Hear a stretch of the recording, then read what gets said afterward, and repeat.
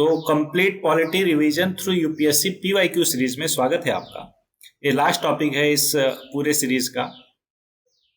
I know कि पिछला जो टॉपिक था उसमें मैंने बोला था कि लास्ट लेक्चर होने वाला है, लेकिन ध्यान से देखने पे कुछ टॉपिक जैसे इलेक्शन, पॉलिटिकल पार्टीज, इन सब से रिलेटेड कुछ और क्वेश्चन मिल गया। तो आपको इस पूरे लेक्चर में, साथ में अगले 2 लेक्चर में, ये सारे टॉपिक से रिलेटेड जितने भी मिसलेनियस क्वेश्चंस रहेंगे वो सारा कुछ आपको एक ही जगह पे मिल जाएगा। तो ओवरऑल देखा जाए तो 25th लेक्चर है और इस टॉपिक पे पार्ट 1 है। ये रहा कुछ डिटेल मेरे बारे में। अगर आपको नहीं मालूम है तो पॉज करके पढ़ लो, मालूम है तो आगे बढ़ जाओ। यहाँ पे जस्ट लास्ट पॉइंट पे ध्यान दीजिए कि इन केस यू या फिर आपके भाई, बंधु, सखा, मित्र किसी को भी पर्सनल काउंसलिंग की जरूरत हो, वो पर्सनल लाइफ में कुछ डिफिकल्टीज फेस कर रहे हो या फिर प्रिपरेशन से रिलेटेड कोई दिक्कत, क्वेरीज को रिजॉल्व करना चाहते हो हमसे बात करके, in that situation they can fill out the form given in channel description. आगे बढ़ते हैं। अब आपको पता है कि जैसे नया टॉपिक स्टार्ट होता है तो इन सारे इंस्ट्रक्शन को अपन रिपीट करते हैं, राइट? तो ध्यान से सुनना, ये सारे के सारे इंस्ट्रक्शन बहुत जल्दी मैं बता देता हूँ आपको। तो थ्रू आउट दी लेक्चर आपको स्मॉल बट इंटरेस्टिंग टास्क मिलेंगे जिनको आपको करना होगा, ठीक है? कॉपी कलम होपफुली लेकर आप बैठे हो, मार्क करना है 1 to 20 कॉपी में और 3 कॉलम बनाना है। 3 कॉलम किसके लिए, ध्यान दीजिएगा। पहले कॉलम में आपका रहेगा सीरियल नंबर, 1 से 20 मैंने बोला है तो 1 2 3 4 ऐसे करके कहां तक लिखोगे, 20 तक। उसके बाद दूसरे कॉलम में आप लिखोगे क्या, ऑप्शन। तीसरे में अप्रोच। अब जैसे ही पहला क्वेश्चन दिखता है स्क्रीन पे तो मैं उसको सॉल्व करना स्टार्ट कर देता हूँ सच दैट आपका टाइम बचे। तो जैसे ही पहला क्वेश्चन देखता है तो उसको आप अटेम्प्ट करोगे। फॉर एग्जांपल जो भी लगता है आपको ऑप्शन ए बी सी सही है वो उसको मार्क कर दो। उसके बाद वीडियो को कंटिन्यू करो और जब मैंने उसको एक्सप्लेन कर दिया तो आप अपना अप्रोच देखो कि अप्रोच आपका करेक्ट था या फिर गलत था। मतलब ऐसे समझो, टोटल 20 क्वेश्चन है। 20 क्वेश्चन में से मान लो आपने 12 सही किए, लेकिन 12 में से केवल 8 क्वेश्चन ऐसे थे जिनको आपने करेक्ट अप्रोच से सॉल्व किया। बाकी 4 क्वेश्चन को करेक्ट तो आपने कर लिया लेकिन तुक्का से या फिर बाकी अदर मीन से किया। तो उसी अप्रोच को हमें डेवलप करना है सच दैट कि ये गलतियां आप दोबारा रिपीट ना करो। क्यों? क्योंकि यहाँ पे तो तुक्केबाजी से आपके भले ही 4 क्वेश्चन करेक्ट हो गए, लेकिन फाइनल एग्जाम में हो सकता है कि इस तुक्केबाजी से आपके क्वेश्चन गलत हो जाए और आपका सिलेक्शन होते होते रह जाए। उस चीज से बचने के लिए, और जो हमारा मेन पर्पज है इस पूरे सीरीज का, कि आपके अंदर एक अप्रोच डेवलपमेंट हो पाए यूपीएससी के एमसीक्यूज को लेकर, उसके लिए जरूरी है ये पर्टिकुलर एक्सरसाइज फॉलो करना। क्या क्या आपको पता रहे कि आप कितना एक्यूरेटली और एफिशिएंटली क्वेश्चन को सॉल्व कर पा रहे हो, तो तभी होगा जब आप मेजर कर पाओगे, है कि नहीं? एक कोट हम लोगों ने पढ़ा था कि अगर कोई चीज को आप मेजर नहीं कर सकते तो उसको इम्प्रूव भी नहीं कर पाओगे, इसलिए मेजर करना बहुत जरूरी है। होपफुली आपको पहला, दूसरा, तीसरा, चौथा पॉइंट अच्छे से क्लियर। 5वां पॉइंट पे ध्यान दीजिएगा। देखो, as you are going to be bureaucrat of this country, है ना? तो जरूरी है आपके अंदर कुछ पर्सनालिटी, कुछ ऐसी कैरेक्टरिस्टिक होना चाहिए सच दैट आप टॉप पे पहुंच के ना केवल अपना बल्कि समाज, सोसाइटी का भी भला कर पाओ, बेहतर कर पाओ। उसके लिए जरूरी है आपके अंदर 2 सिस्टम डेवलप होना। एक है क्रेडिट सिस्टम, दूसरा है साइंटिफिक टेम्परामेंट। ये दोनों सिस्टम क्या बोलते हैं, ध्यान से सुनना।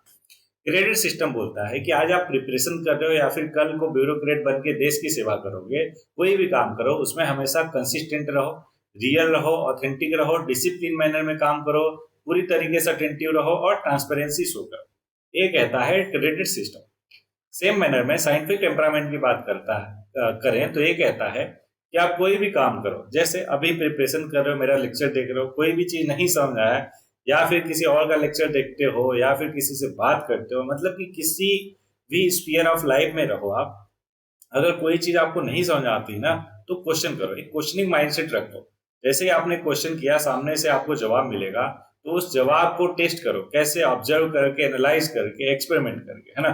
तीसरा पॉइंट है कि एनालाइज तब करना है। कैसे? पहले क्वेश्चन किया, आपको इंफॉर्मेशन मिली, उसको टेस्ट किया, कैसे? ऑब्जर्व करके, एक्सपेरिमेंट करके, फिर जो इन्फॉर्मेशन आपने कलेक्ट किया उसको एनालाइज करना है कि आपके काम की कौन सी चीज है। फॉर एग्जाम्पल 100% इन्फॉर्मेशन मिली आपको, उसमें से 20 इन्फॉर्मेशन बस आपके काम की थी, तो बाकी जो 80% है उसको हटाओ, है ना? अब ये जो 20% काम की चीज है, अगर आपको लगता है कि किसी और के भी काम में आ सकती है तो उसको आप कम्युनिकेट कर सकते हो, शेयर कर सकते हो दूसरों के साथ, है ना? और फिर एक है ओपन माइंडसेट रखना है आपको सच दैट कि कल को एक ऐसा इंडिविजुअल मिल जाए आपको जो आपसे अलग माइंडसेट और प्रोस्पेक्टिव या ओपिनियन रखता हो। इन दैट सिचुएशन आप उससे भी सीख पाओ, मिल बांट के, है ना? सीख पाओ एक दूसरे से और एक दूसरे की ग्रोथ कर पाओ। बोलो हाँ ना? तो ये है पूरा पूरा साइंटिफिक टेम्परामेंट। तो आपको ये दोनों सिस्टम अपने अंदर डेवलप करना है, कुछ भी करो लाइफ में। ओके, चलो आगे बढ़ते हैं। अच्छा, लास्ट पॉइंट है कि अगर अभी तक आपने इस चैनल को चेकआउट नहीं किया तो बिल्कुल कीजिए, सारी काम की चीजें आपको मिलेगी। ये देखो, कुछ ऐसा इंटरफेस दिखेगा आपको अगर ओपन करोगे तो चैनल को, है ना, जो कि सारी काम की चीजें हैं। ठीक है, तो चेकआउट करना बिल्कुल ना भूलें। चलो स्टार्ट करते हैं पहले क्वेश्चन से। अच्छा, एक और इम्पोर्टेंट इंस्ट्रक्शन कि अगर आप इसको चैनल को विजिट करोगे तो मैंने पूरा पूरा कंपाइल करके आपके सामने रख दिया है कि सारे PYQ 1993 से 2024 तक जितने भी पूछे गए हैं हर एक सब्जेक्ट का, है ना, यूपीएससी में जितने भी प्रीलिम्स में सब्जेक्ट है ना, सबके सब कितने घंटे के हैं, सारे के सारे MCQ आपको वो भी पूरे डिटेल एनालिसिस के साथ एक ही जगह पे मिल जाएंगे, तो उनको चेकआउट करना बिल्कुल ना भूलें। ठीक है, चलो स्टार्ट करते हैं पहले क्वेश्चन से। बोल रहा, पहला क्वेश्चन ध्यान दीजिएगा। बोला home guards are raised under the home guard act and rule of the central government. अब देखो यहाँ पे सेंट्रल गवर्नमेंट ये बोल के इस पूरे स्टेटमेंट को गलत कर दिया। एक्चुअल में देखा जाए तो जो होम गार्ड है वो रेज्ड अंडर द स्टेट या फिर यूनियन टेरिटरीज गवर्नमेंट। ठीक है, तो पहला गलत हो गया। तो जैसे ही पहला गलत हुआ ऑल थ्री तो हो नहीं सकता। दूसरा, the role of the home guard क्या है? To serve as an auxiliary force to the police in the maintenance of the internal security. बिल्कुल सही बात है, इसी के लिए 1946 में, है ना, वॉलंटियर बेसिस पे होम गार्ड जो है बना था, यही रोल था उसका और अभी भी है। अगला, to prevent infiltration on the international border coastal area border wing home guard battalion have been raised in some state. ये भी बिल्कुल सही है। दूसरा और तीसरा बिल्कुल ठीक है। वैसे भी तीसरा जो है बहुत ही जेनरिक है, इसको आप मतलब बिना किसी नॉलेज के भी करेक्ट मार्क कर सकते थे। ओनली 2 इसका करेक्ट हो जाएगा, ऑप्शन बी। एक्सप्लेनेशन देखते हैं डिटेल में। आप ध्यान में रखना क्या कि हमारा केवल आंसर तक पहुंचना पर्पज नहीं है, एक्सप्लेनेशन देख के एक एक कॉन्सेप्ट क्लियर करना है। क्यों? क्योंकि आपको फाइनल एग्जाम के लिए प्रिपेयर करना है, ना कि इस पर्टिकुलर वीडियो के लिए या फिर सीरीज के लिए। बोलो हाँ ना? Very good. तो देखो, होम गार्ड जो है एक वॉलंटियर फोर्स है जो कि रेस किया गया था इंडिया में कब? दिसंबर 1946 में। क्या करने के लिए? असिस्ट करने के लिए पुलिस को कंट्रोलिंग सिविल डिस्टर्बेंस और कम्युनल राइट्स को। पहला स्टेटमेंट इनकरेक्ट है। क्यों? क्योंकि मैंने आपको बताया कि स्टेट यूनियन टेरिटरी जो है उसको रेस करती है, ना कि सेंट्रल गवर्नमेंट। ठीक है। दूसरा स्टेटमेंट करेक्ट है। ऐसा क्यों? क्योंकि जो होमगार्ड जो है वो सर्व करता है एज एन ऑक्सिलरी फोर्स, किसको? किसके लिए? To the police in maintenance of internal security situation. Help करता है कम्युनिटी को in any kind of emergency, जैसे कि एयर रेड हो गया या फायर, साइक्लोन, अर्थक्वेक, एपिडेमिक्स जैसी नेचुरल डिजास्टर आ गया तो उस केस में, नेचुरल या मैन मेड कोई भी डिजास्टर हुआ, उस केस में जो होम गार्ड सिक्योरिटी है वो हेल्प करता है कम्युनिटी को। बोलो एकदम क्लियर हुआ क्या? Very good. नेक्स्ट, तीसरा स्टेटमेंट भी करेक्ट है। क्या? कि 15 border wing home guard battalion वो रेज किया गया है बॉर्डर स्टेट में। जैसे पंजाब में 6 बटालियन है, राजस्थान में इतना याद नहीं रखना बिल्कुल, जस्ट स्टेट को आप पढ़ लो, पंजाब, राजस्थान, गुजरात, मतलब कि जो भी बॉर्डर स्टेट है वो सारा कुछ। ठीक है। To serve an an auxiliary to border security forces, किसके लिए? Preventing infiltration on the international border coastal areas. ध्यान में रहेगा इतना? गुड। तो इसलिए 2 स्टेटमेंट करेक्ट है। पहला गलत था। क्यों गलत था बता दिया। आगे बढ़ते हैं। नेक्स्ट क्वेश्चन आपके सामने। बोला अनऑथराइज्ड वियरिंग ऑफ पुलिस या फिर मिलिट्री यूनिफॉर्म। ये बिल्कुल सही बात है। ऑफिशियल सीक्रेट एक्ट में ऐसा कहा गया है कि आप पुलिस यूनिफॉर्म या मिलिट्री यूनिफॉर्म को नहीं पहन सकते हो। दूसरा, मतलब ऑब्वियस है, एक्सेप्ट मिलिट्री या फिर पुलिस। दूसरा है कि नोमिंगली मिसलीडिंग और otherwise interfering with a police officer या फिर military officer when engage in their duty, है ना। तो ये जो स्टेटमेंट है ये भी कनेक्टेड है किससे? ऑफिशियल सीक्रेट एक्ट से। तो ये दूसरा तो गलत हो गया। तीसरा, celebratory gun fire which can endanger the person safety of other, है ना। क्या आप सेलिब्रेशन में गन फायर कर रहे हो, किसी को लग गया? अगर आपने मिर्जापुर देखा हो तो उसमें मुन्ना भैया, है ना, स्टार्ट ऐसे ही हुआ था सीरीज, राइट। अगर देखा नहीं है तो देखने मत बैठ जाना, अगर एग्जाम है तो, ठीक है, बाद में उसको कर सकते हो। अगर आपको आपने देखा होगा मिर्जापुर वेब सीरीज तो आपको पता चल गया होगा क्या बात मैं कर रहा था। ये बिल्कुल कहाँ पे है? आर्म्स अमेंडमेंट एक्ट ऑफ 2019 में है। तो तीसरा सही है, पहला सही है, दूसरा गलत है। ओनली 2 इसका भी करेक्ट हो जाएगा। होपफुली पूरा डिटेल में मैंने आपको बता दिया। एक बार इसका एक्सप्लेनेशन देखते हैं। क्या? ऑफिशियल सीक्रेट एक्ट कब का? 1923 का। प्रोहिबिट करता है पर्सन फ्रॉम यूजिंग और wearing without lawful authority any naval, military, air force या फिर पुलिस या फिर अदर ऑफिशियल यूनिफॉर्म और any uniform so nearly resembling the same as to be calculated to deceive, या फिर फॉल्सली रिप्रेजेंट करता है हिमसेल्फ को कि एक पर्सन है हु इज और has been entitled to use या फिर वियर एनी सच यूनिफॉर्म। कहने का मतलब बस ये है कि बिना किसी ऑथराइजेशन के आप यूज नहीं कर सकते हो पहनने के लिए ये सारे के सारे यूनिफॉर्म। ठीक है, कहाँ पे कहा गया? ऑफिशियल सीक्रेट एक्ट ऑफ 1923 में कहा गया। दूसरा गलत है, क्यों? क्योंकि मैंने बताया दिया कि जो दूसरा स्टेटमेंट है वो भी ऑफिशियल सीक्रेट एक्ट में ही मेंशन है, लेकिन वहां पे कुछ और था। तीसरा करेक्ट है, वो भी मैंने बता दिया कहाँ पे है, वो आर्म्स एक्ट अमेंडमेंट ऑफ 2019 में है। बोलो एकदम clear, very good. Next question पे आ जाते हैं। फिर दो स्टेटमेंट है। पहला, one of the standard size of the national flag of India 600 mm 400 mm में, बिल्कुल गलत। ठीक, क्यों? अभी बताता हूँ सारे स्टैंडर्ड। दूसरा बोल रहा है कि जो रेशियो है हाइट टू विड्थ वो कितना होना चाहिए? 3:2। ये देखो बिल्कुल सही है।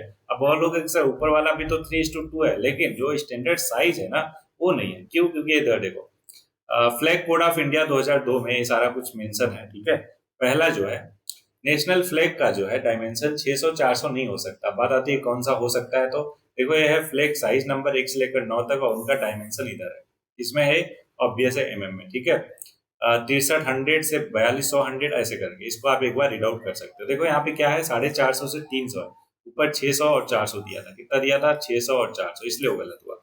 और दूसरा बिल्कुल सही है कि इन सबका रेशियो अगर देखोगे क्या आएगा, 3:2 आएगा, है ना। इन दोनों का रेशियो देखो, 21 से डिवाइड करो 3:2, फिर इसको डिवाइड करो 12 से, है ना, 1200 से, 3:2 सबका रेशियो आएगा। होपफुली आपको क्लियर। नेक्स्ट क्वेश्चन बोल रहा एंटी डिफेक्शन लॉ के बारे में।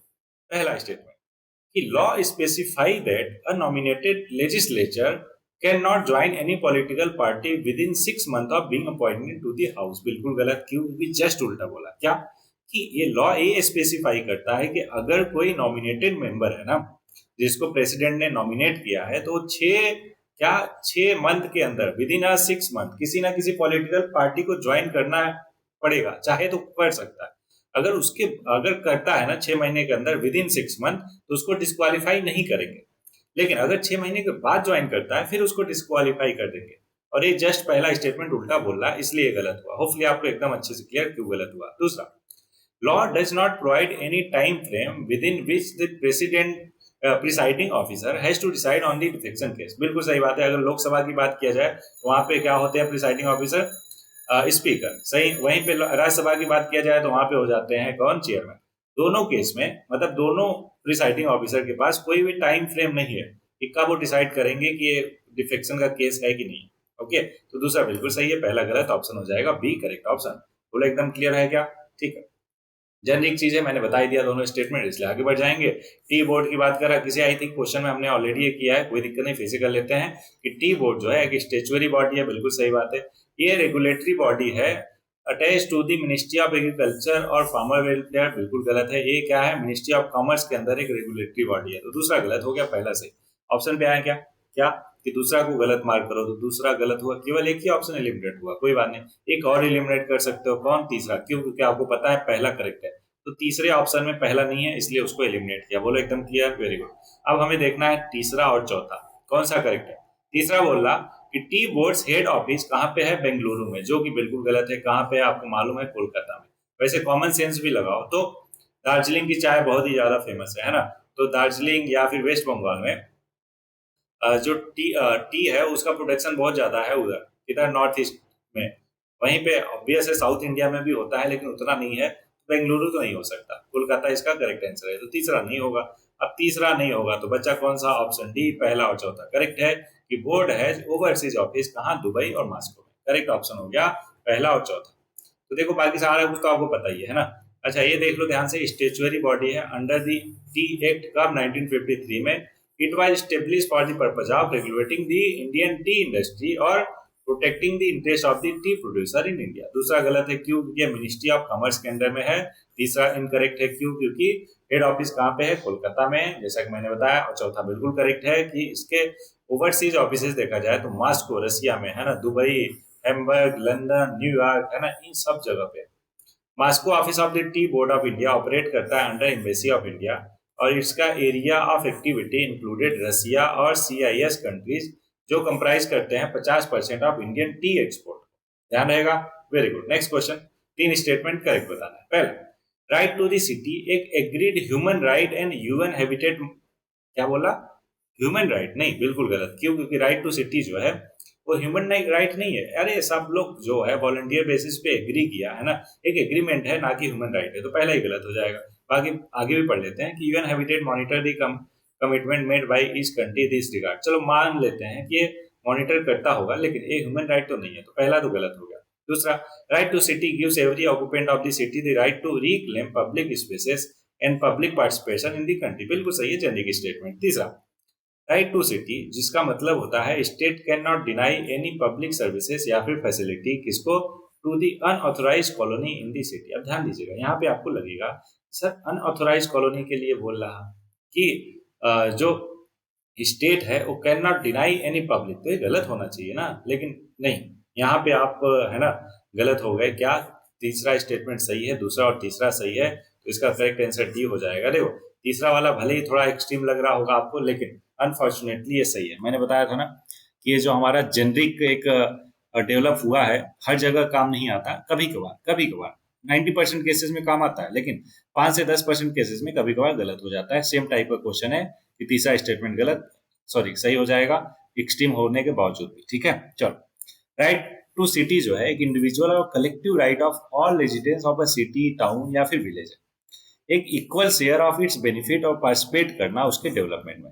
It is not to be viewed as a new legalised right but merely as an articulation to consolidate the demand, इसके लिए for realising of multiple human rights. It develop as a movement for demand of basic right to city dwellers bye global NGOs.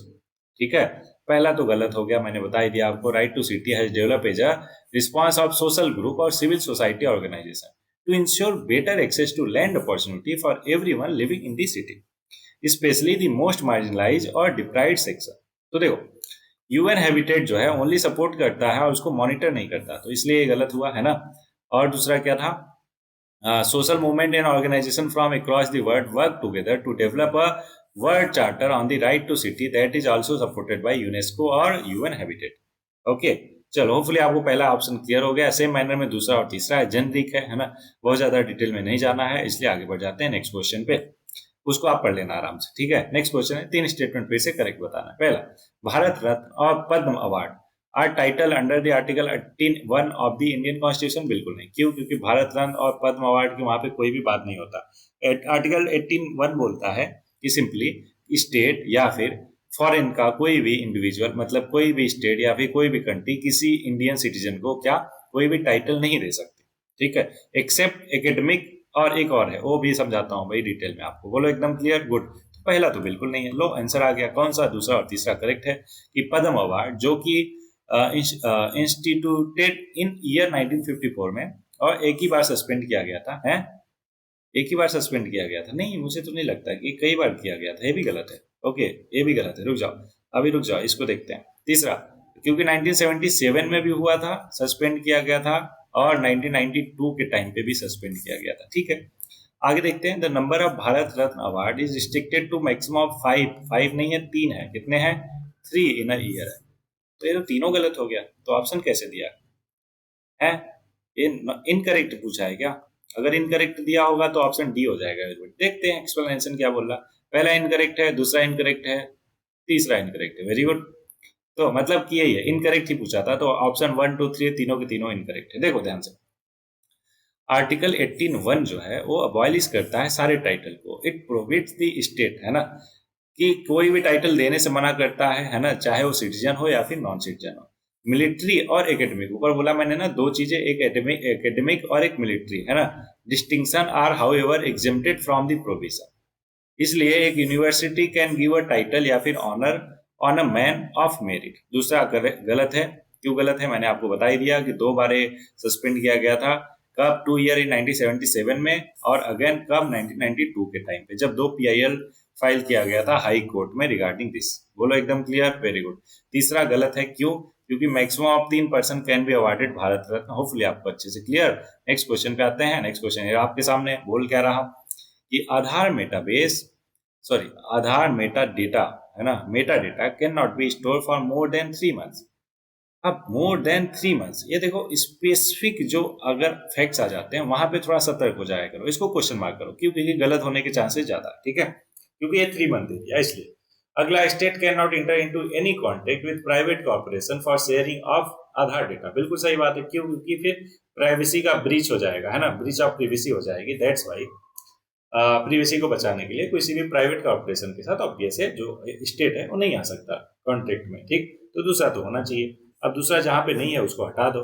Option A और option C गया, बचा कौन सा? 2 4 होगा या 1 2 3 होगा, ठीक है। देखते हैं तीसरा, आधार एक मैंडेटरी है ऑब्टेनिंग इंश्योरेंस प्रोडक्ट। क्या इंश्योरेंस प्रोडक्ट को ऑब्टेन करने के लिए आधार मैंडेटरी है? बिल्कुल गलत, ऐसा कुछ भी नहीं है। तीसरा भी नहीं हो सकता, आंसर हो गया दूसरा और चौथा करेक्ट है। चौथा क्या बोलता है? Aadhaar is mandatory for getting benefit funded out of the consolidated fund of India. बिल्कुल सही है, तो दूसरा चौथा करेक्ट हो गया। और पहला इसलिए गलत हुआ क्योंकि ये 3 मंथ है, आई थिंक एक ईयर में है, कुछ तो है, देख लेते हैं, डोंट वरी। पहला गलत है, क्यों? क्योंकि constitution bench of supreme court ने ये रूल किया कि Aadhaar meta data can not be store beyond 6 month. देखो 3 मंथ नहीं 6 मंथ है। The Aadhaar act had allowed storage of such data कितने सालों के लिए? 5 सालों के लिए। लेकिन सुप्रीम कोर्ट ने क्या बोला कि नहीं 6 महीने से ज्यादा नहीं कर सकते आप। दूसरा करेक्ट है, allow sharing of data with private entities. क्या सुप्रीम कोर्ट उसको स्टक डाउन कर दिया, ठीक है, लेकिन उसमें था कि हम शेयर कर सकते हैं, लेकिन सुप्रीम कोर्ट ने कहा नहीं नहीं नहीं, लोगों की प्राइवेसी को, है ना, मजाक आप नहीं बना सकते, इसलिए you can't share the data with private entities. बोलो एकदम क्लियर, गुड। अब लेकिन उसके साथ साथ ये भी अलाउ किया उन्होंने कि जो यूनिक नंबर होता है यूज फॉर गवर्नमेंट स्कीम और सब्सिडीज, है ना, उसको अलाउ कर दिया कि उसको आप कर सकते हो। तीसरा गलत है, क्यों? क्योंकि मैंने बता ही दिया क्या कि Aadhaar is not mandatory for obtaining insurance product. वहीं पे चौथा करेक्ट है कि अगर कंसोलिडेटेड फंड ऑफ इंडिया से कोई बेनिफिट मिल रहा तो आधार जो है उसको क्या कर दिया, टारगेटेड डिलीवरी और finance and other subsidies benefit act of 2016 के अकॉर्डिंग उसको कंपलसरी बना दिया। ध्यान में रहेगा आपको, वेरी गुड। यहाँ पे फिर से थोड़ा सा प्रमोशन, काइंड ऑफ प्रमोशन, क्या आपके फायदे की चीज है, वो तो आपको ज्यादा पता होगा फायदे का क्या है, नुकसान का क्या है, राइट। तो आप अगर चेकआउट नहीं किया है तो बाकी सब्जेक्ट के भी PYQ जैसे पॉलिटी का अपन कर रहे हैं वैसे ही कर सकते हैं, ठीक है। चलो आगे बढ़ते हैं। ये रहा आपके सामने नेक्स्ट क्वेश्चन, बोल रहा along with the budget the financial minister also places other document before the parliament जो कि इंक्लूड करता है macro economic framework statement. The effort said document जो प्रेजेंट किया जाता है ये क्यों किया जाता है, किसके द्वारा मैंडेट है? तो ये करेक्ट जवाब है इसका FRBM एक्ट ऑफ 2003 के द्वारा ये मैंडेट किया जाता है कि आपको along with बजट आपको ये 3 डॉक्यूमेंट करने हैं। क्या क्या? Medium term fiscal policy statement, fiscal policy strategy statement, macro economic framework statement और medium term expenditure framework statement, है ना। टोटल 4 डॉक्यूमेंट हो गए, है ना। तो बजट के साथ साथ ये भी डॉक्यूमेंट पेश किए जाते हैं पार्लियामेंट में as per FRBM act of 2003। ध्यान में रहेगा आपको, गुड। अब बात आती है कि जो मैक्रो इकोनॉमिक फ्रेमवर्क स्टेटमेंट है वो प्रोवाइड करता है एक overview of the economy containing an assessment regarding the fiscal balance of the central government, price related to fluctuation, GDP growth rate और external sector balance of the economy. ये सारे के सारे पार्ट्स हैं जो आपको मिलेगा कहाँ पे? मैक्रो इकोनॉमिक फ्रेमवर्क स्टेटमेंट में। नेक्स्ट क्वेश्चन आपके सामने बोला, one common agreement between Gandhian और मार्क्सिज्म, वो क्या है? क्या एग्रीमेंट? दोनों में कॉमन क्या चीज है? दोनों में का कॉमन ये कहना था, मतलब दोनों का ये कहना है कि जो फाइनल गोल है ना किसी भी सोसाइटी का वो स्टेटलेस होना चाहिए, मतलब कि कोई भी वहां पे रूल करने वाला नहीं होना चाहिए, ठीक है। एक स्टेटलेस सोसाइटी जो है एक कॉमन एग्रीमेंट है बिटवीन गांधीज्म और मार्क्सिज्म, ठीक है। अब मार्क्स के लिए स्टेट जो है एक इंस्ट्रूमेंट ऑफ ऑपरेशन है और एक ऑर्गन है of the bourgeoisie that only work for maintaining the class dominance. क्या? Class dominance. He style for class struggle और revolution which will ultimately result कहाँ पे? स्टेटलेस सोसाइटी में। और गांधी का भी सेम ही मानना था कि पॉलिटिकल पावर मतलब होता है capacity to regulate national life through national representative. अगर national life become so perfect as to become self regulated, no representation become necessary. इस केस में कोई भी रिप्रेजेंटेशन की जरूरत ही नहीं पड़ेगी। There is then a state of enlightenment anarchy. In such a state everyone is own ruler, he rules himself in such a manner that is never a hindrance to his neighbor. In his ideal state, therefore, there is no political power. क्यों? क्योंकि there is no state. ध्यान रहेगा, good. Next question आपके सामने 3 statement correct बताना। पहला, दी parliament नहीं, हाँ ठीक है, बोला which of the following is are correct, ठीक है। Parliament prevention of disqualification act of 1959 exempt करता है several post from disqualification on the ground of office of profit. अब मान लो आपको नहीं पता, क्वेश्चन मार्क करो, कोई दिक्कत नहीं, आगे बढ़ते हैं। The above mentioned act was amended 5 times। ये भी बहुत ज्यादा फैक्चुअल है, मान लो नहीं पता, क्वेश्चन मार्क करो। अगला, the term office of profit is well defined in the constitution of India. अब जहां पे भी ऐसे वर्ड्स आए, ऐसे क्वेश्चन आए कि ये वेल डिफाइंड है, समझ लो, तो वहां पे बिल्कुल सतर्क हो जाया करो। क्यों? क्योंकि मोस्ट ऑफ द टाइम वो गलत होता है। तो ऑफिस ऑफ प्रॉफिट को बिल्कुल नहीं डिफाइन किया गया है, वो भी कॉन्स्टिट्यूशन ऑफ इंडिया में। तीसरा तो बिल्कुल गलत हो गया। अब केवल एक स्टेटमेंट पे आप श्योर हो, राइट, उसके बेसिस पे आप करेक्ट कर सकते हो इस क्वेश्चन को। कैसे? क्योंकि तीन ऑप्शन में तीन है, थर्ड ऑप्शन है, तीन ऑप्शन में थर्ड स्टेटमेंट है, तो उसको हटा दो, बचा कौन सा? पहला और दूसरा। तो पहला और दूसरा बिल्कुल करेक्ट है। एक्चुअल चीजें ध्यान में रखना है आपको, ध्यान में रहेगा। Very good. देखो section 3 of parliament prevention of इतना इतना इतना आराम से एक बार पढ़ लेना, है ना, बहुत ज्यादा फैक्चुअल है, इसलिए आराम से पढ़ लेना।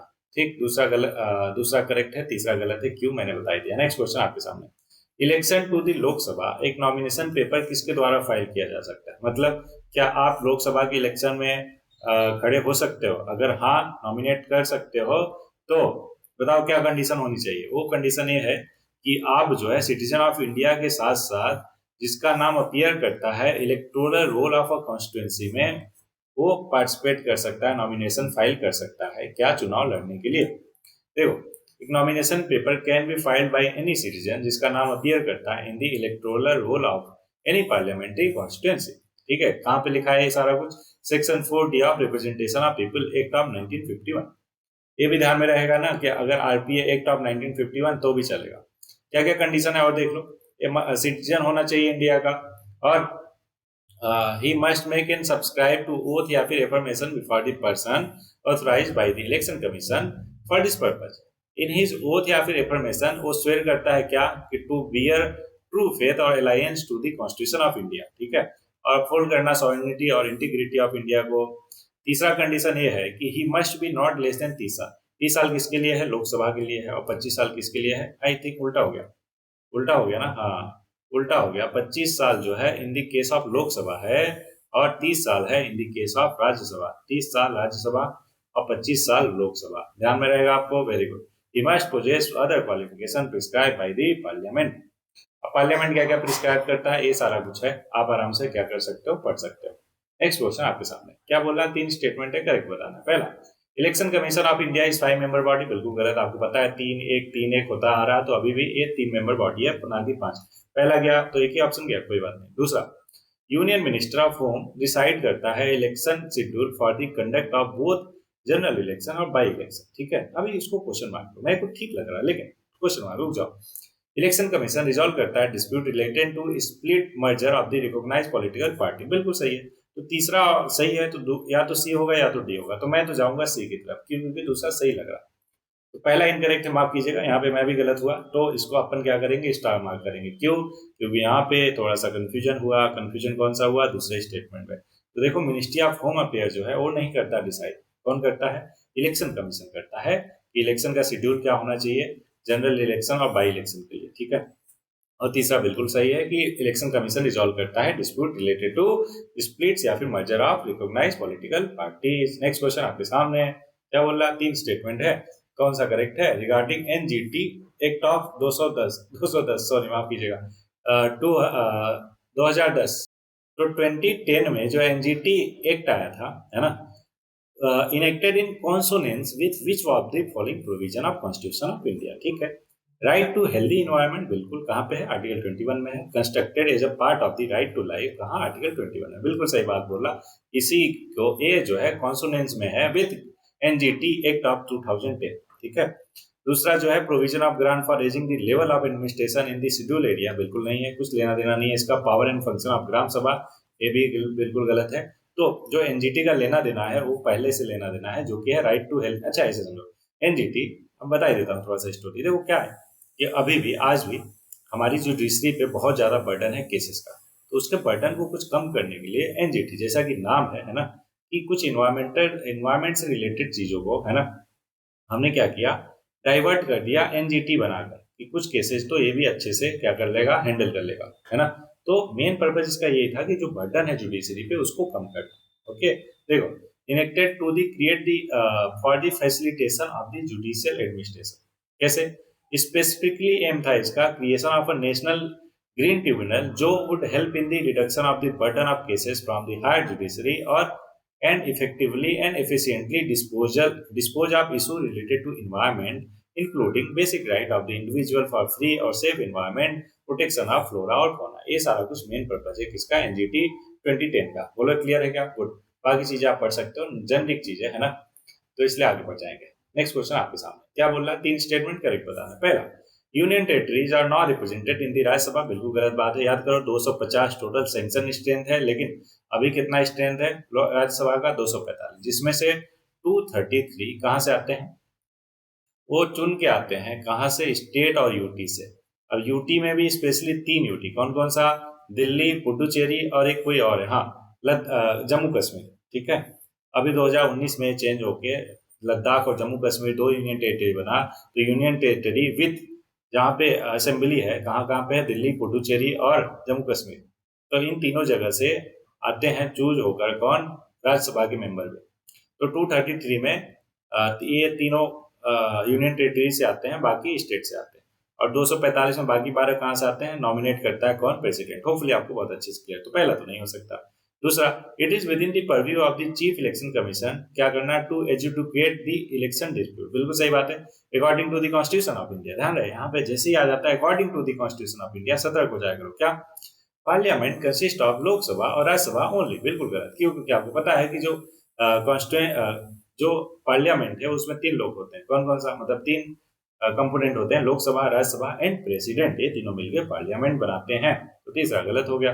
तीसरा गलत, तो आंसर क्या हो जाएगा? नन। ऑप्शन डी जो है करेक्ट आंसर हो जाएगा। एकदम क्लियर है क्या? पहला गलत है, आपको पता ही है, सारा डिटेल में समझा दिया। अच्छा, ऊपर गलती से मैंने दूसरे को करेक्ट बता दिया है, तो दूसरा भी गलत है ना? दूसरा गलत क्यों है? यहाँ पे देखो एक्सप्लेनेशन। क्या? जो चीफ इलेक्शन कमीशन है वो एजुकेट नहीं करता इलेक्शन डिस्प्यूट को। स्पेशल इलेक्शन ट्रिब्यूनल जो है बने हैं उसके लिए रीजनल लेवल पे under article 329B of the constitution, क्या करने के लिए? इंश्योर करने के लिए कि स्पीडी डिस्पोजल हो किसका? इलेक्शन पिटीशन और dispute with in a stipulated period of 6 month, 6 month के अंदर। ठीक है, अब उस आर्टिकल में ऐसा तो बन गया, लेकिन currently there is no tribunal has been established by the parliament. तो इसलिए at present election petition are filed in the high court of a particular state जहां पे इलेक्शन जो है कंडक्ट किया गया। तीसरा गलत है, मैंने बता दिया, इसलिए आगे बढ़ जाएंगे। नेक्स्ट क्वेश्चन आपके सामने। ठीक है, क्या बोलना? डोंट वरी, कुछ ही क्वेश्चन अब बचे। बोला 2 स्टेटमेंट है, हमें करेक्ट बताना है। According about delimitation commission consider the following statement. पहला, The order of the delimitation commission को cannot be challenged in the court of law। बिल्कुल सही बात है, चाहे सुप्रीम कोर्ट चाहे हाई कोर्ट कहीं पे भी चैलेंज नहीं कर सकते किसको? ऑर्डर ऑफ डिलिमिटेशन कमीशन को, है ना? दूसरा है कि जब ऑर्डर ऑफ डिलिमिटेशन कमीशन को लेड बिफोर द लोकसभा और state legislative assembly they can not effect any modification in the order. बिल्कुल गलत बात है। क्यों? क्योंकि अगर भाई अपनी पार्लियामेंट नहीं करेगी तो और कौन करेगा? इस तरीके से तानाशाही बढ़ जाएगी। बोलो हाँ ना? तो दूसरा गलत, पहला करेक्ट हो जाएगा ऑप्शन ए। ये मतलब पहला करेक्ट, सॉरी माफ कीजिएगा, हाँ दूसरा भी गलत, अरे माफ कीजिएगा। तो ये भी बिल्कुल सही है कि जो डिलिमिटेशन कमीशन है ना, यहाँ पे फैक्चुअली में बिल्कुल गलत हुआ, मैं एकदम एक्सेप्ट करता हूँ, माफी उसके लिए। ये जो दूसरा स्टेटमेंट है कि इवन पार्लियामेंट भी उसको, ये देखो बहुत ही ज्यादा एक्सट्रीम हो गया, समझ रहे हो क्या? तो इसको अपन क्या करेंगे? स्टार मार्क करेंगे। ये बहुत ज्यादा एक्सट्रीम हो गया कि इवन पार्लियामेंट जो है उसमें कोई मॉडिफिकेशन नहीं कर सकती। ठीक है, तो पहला और दूसरा दोनों करेक्ट है इसका। देखो, कमीशन इज पावरफुल और इंडिपेंडेंट बॉडी जिसका ऑर्डर जो है किसी कोर्ट में चैलेंज नहीं किया जा सकता, और साथ में लोकसभा जो है या फिर स्टेट लेजिस्लेटिव असेंबली उसमें मॉडिफिकेशन भी नहीं कर सकती। होपफुली आपको ध्यान में रहेगा। नेक्स्ट क्वेश्चन आपके साथ। ओके, दो स्टेटमेंट है, करेक्ट बताना। पहला, central administrative tribunal was set up during the prime minister of Lal Bahadur Shastri. बिल्कुल गलत है, 1985 में किया गया था। कब? किसके टाइम पे आप बताओ? 1985 में कौन थे प्राइम मिनिस्टर, है ना? ओके, दूसरा है member of CAT are drawn from both judiciary और एडमिनिस्ट्रेटिव स्टीम। बिल्कुल सही बात है, दूसरा करेक्ट, पहला गलत। होपफुली आपको एकदम क्लियर। तो देखो उस टाइम पे कौन थे प्रेसिडेंट? पहला इनकरेक्ट है। क्यों? क्योंकि ये हुआ था कब?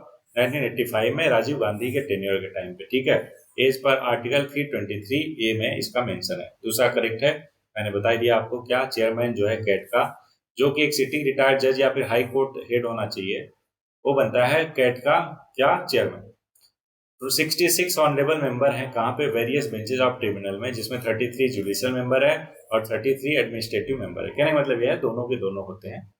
नेक्स्ट क्वेश्चन है आपके सामने, दो स्टेटमेंट करेक्ट बताना। पहला, Commonwealth has no charter, treaty या फिर कॉन्स्टिट्यूशन, क्वेश्चन मार्क, क्यों? क्योंकि ये एक्सट्रीम वर्ड है ना, गलत होने के चांसेस। अगला, all the territory countries once under the British empire, मतलब जो ब्रिटिश एम्पायर के अंडर थे वो automatically join the Commonwealth as its member, बिल्कुल गलत। क्यों? क्योंकि याद कीजिए पॉलिटी के स्टार्टिंग वाले चैप्टर में मैंने आपको समझाया, इवन मॉडर्न हिस्ट्री में भी समझाया था क्या, कॉमनवेल्थ गेम का जो है ना इंडिया पार्ट बनी, उन्होंने ज्वाइन किया, ना कि ऑटोमेटिकली ज्वाइन हो गया। तो दूसरा तो गलत है, दूसरा गलत, दूसरा गलत, तो ऑप्शन ए होगा या तो डी होगा। आप एक ओके से पढ़ते हैं, Commonwealth has no charter, treaty या फिर कॉन्स्टिट्यूशन, नहीं कुछ ना कुछ तो होना चाहिए। मेरे को लग रहा है पहला गलत है, लेकिन पहला बिल्कुल सही है। यहाँ पे फिर से एक्चुअल इनकरेक्ट हुआ मैं, क्या कि कॉमनवेल्थ जो है एक volunteer association of member state है and has no charter, treaty या फिर कॉन्स्टिट्यूशन, ठीक है, ध्यान रखना।